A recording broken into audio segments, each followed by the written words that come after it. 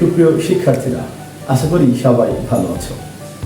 তোমাদের সামনে আজকে আমরা হাজির হয়েছি ডেফিনিট আর্টিকেল THE এর কারেক্ট প্রোনাউন্সিয়েশন নিয়ে। আমরা অনেকেই কনফিউজড হয়ে পড়ি, THE এই ডেফিনিট আর্টিকেলটিকে দি উচ্চারণ করব নাকি দা উচ্চারণ করব। অনেকেই এটাকে ভিন্ন ভিন্নভাবে উচ্চারণ করে থাকে। তবে THE এটি যেমন দা উচ্চারণ করা যায়, ঠিক একইভাবে একে দিও উচ্চারণ করা যায়। তবে এর পেছনে একটি শর্ত রয়েছে। যখন আমরা THE কে একটি শব্দের পূর্বে বসাবো, তখন আমাদের বিবেচনায় নিতে হবে সেই শব্দটি কনসোনেন্ট দিয়ে শুরু হচ্ছে নাকি ভাওয়েল দিয়ে শুরু হচ্ছে।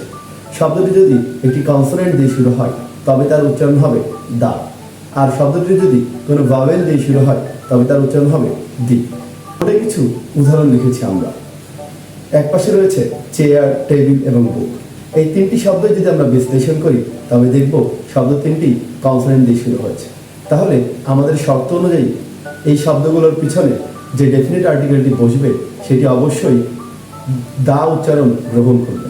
ঠিক অপর পাশে আমরা কিছু শব্দ লিখেছি, সেই শব্দগুলো হচ্ছে অ্যাপেল, অরেঞ্জ এবং এলিফ্যান্ট। তিনটি শব্দই ভাওয়েল দিয়ে শুরু হওয়ার কারণে এই তিনটি শব্দের পূর্বেই আমরা যদি ডেফিনিট আর্টিকেলের ব্যবহার করি তবে তার উচ্চারণ হবে the. That means the orange, the apple, the elephant.